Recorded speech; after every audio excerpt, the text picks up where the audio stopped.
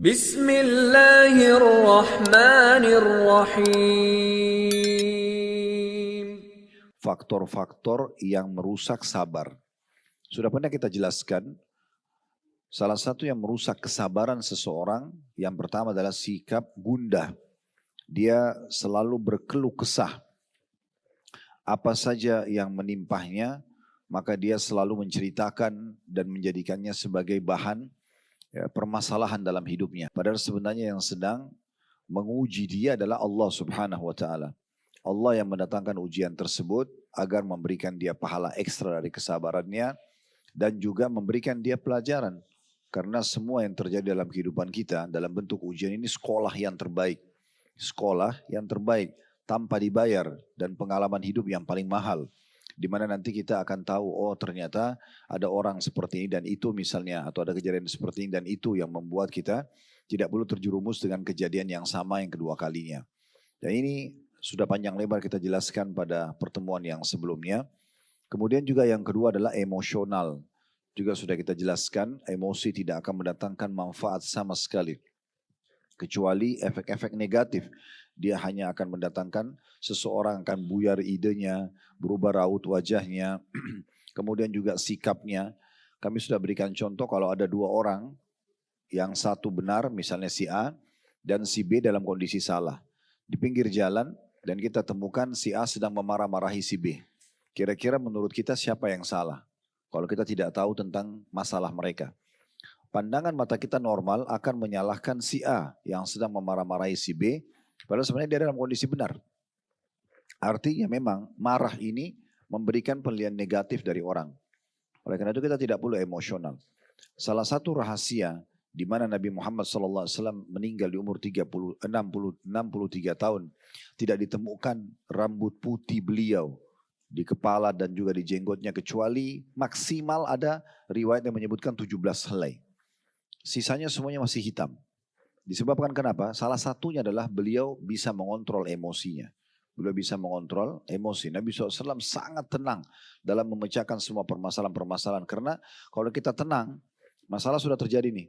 Kita tenang, maka lebih mudah kita memunculkan ide-ide dan menemukan jalan keluar dibandingkan kita emosi yang tidak akan mendatangkan tidak akan mendatangkan solusi. Akan buyar semua ide-idenya.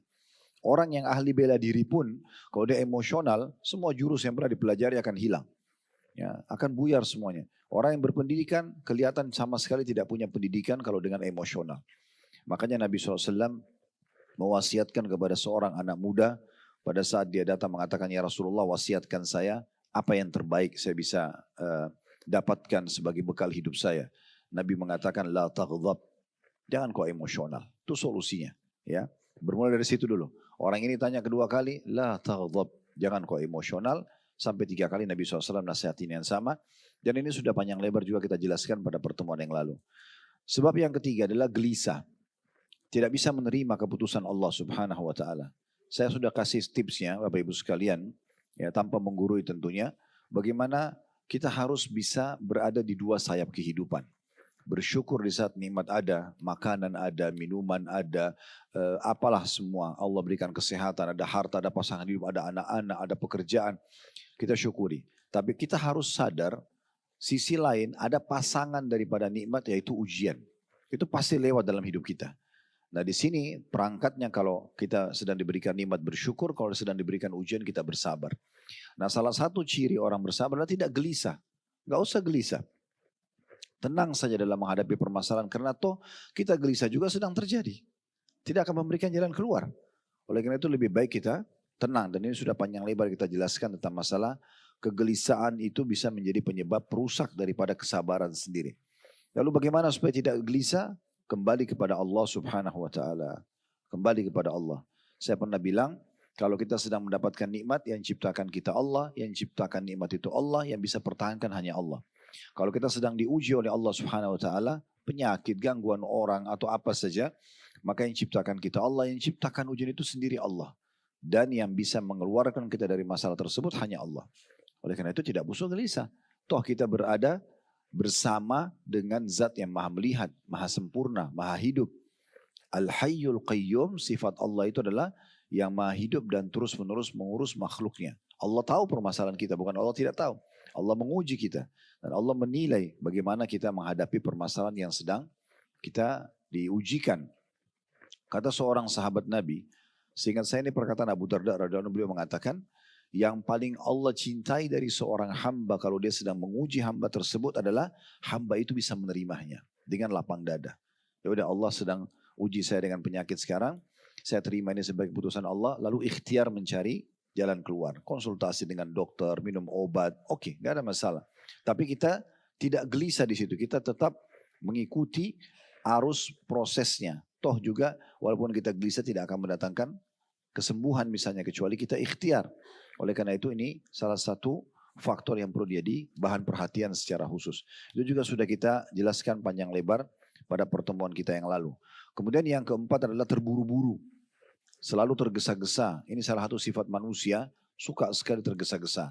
Berdoa sekarang, mau lihat sekarang hasilnya. Padahal dia pun kalau kerja di satu perusahaan, kemudian Bapak Ibu kerja di satu perusahaan, Bapak Ibu ingin dinaikkan jabatannya, ingin ditambah gaji atau payrollnya misalnya. Anda sedang mengajukan permohonan kepada dirut atau owner perusahaan. Saya yakin begitu Anda ajukan, Anda tidak akan mungkin menggebrak-gebrak pintu dirutnya. Mana kemarin proposal saya sudah, kenapa belum ada jawabannya? Saya yakin Anda akan bersabar, Anda tidak akan buru-buru. Karena Anda tahu itu akan dipelajari oleh manajemen dulu, nanti akan mereka berikan jawabannya. Mungkin kalau sudah terlalu lama, mungkin sudah 6 bulan, 1 tahun, Anda lalu menanyakan melalui HRD mungkin masuk akal. Baru sehari 2 hari, baru seminggu 2 minggu lalu kita ribut, mungkin kita bisa dipecat dari perusahaan tersebut. Itu di alam manusia. Maka dengan Allah Subhanahu Wa Taala kita lebih pantas menjaga adab tersebut. Allah itu maha melihat, maha mendengar, maha mengetahui. Jadi nggak usah khawatir. Allah tahu apa yang sedang kita ajukan, yang kita sedang proposalkan kepada Allah. Maka sabar, jangan buru-buru. Ya, kata Nabi SAW, yustajabu li ahadikum ma'lam ya'jal. Akan diterima permintaan seseorang dari kalian selama dia tidak tergesa-gesa. Kata para sahabat, wa kaifal istijal. Bagaimana cirinya orang tergesa-gesa ya Rasulullah, terburu-buru? Kata Nabi SAW, yaqulu da'utu wa lam yustajabu li fatarakat du'a.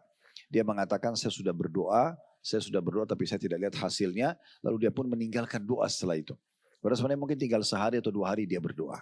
Nah ini salah satu faktor. Jadi ini 4 faktor sudah kita bahas. Walhamdulillah.